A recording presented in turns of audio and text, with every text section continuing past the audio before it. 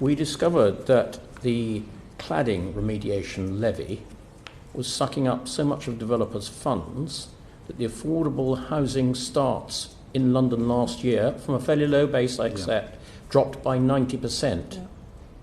That surely is not going to help either the people who are made homelessness or your overall effort to reduce poverty, is it?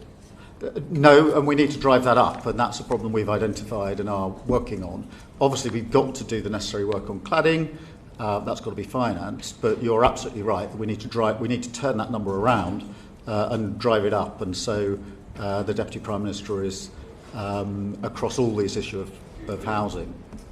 So one of the hardest things I found in our inquiry was that at June 24, almost 6,000 households with children were being housed in bed and breakfasts, of which almost 4,000 were over the 6-week limit. I just ask you, Prime Minister, to imagine what it's like living in B&B with children, especially over when you're having to get out probably at 9 o'clock in the morning and not come back till 6 o'clock in the evening. It must be pretty hard.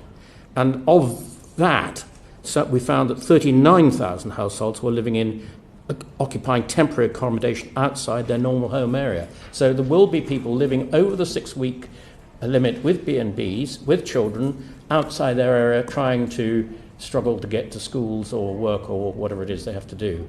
I really wonder, what would you suggest you can do to begin to solve that problem? Well, firstly, let me acknowledge it's a real problem, has a huge impact on families, and not just the physical aspects of living in those conditions and the cramped and small circumstances, but also in very many cases the ability of a child, for example, to get on with their homework and get on at school. So it has not just immediate short-term consequences, it has longer-term consequences, because those same children, once they're struggling at school, will then struggle further down the line in school.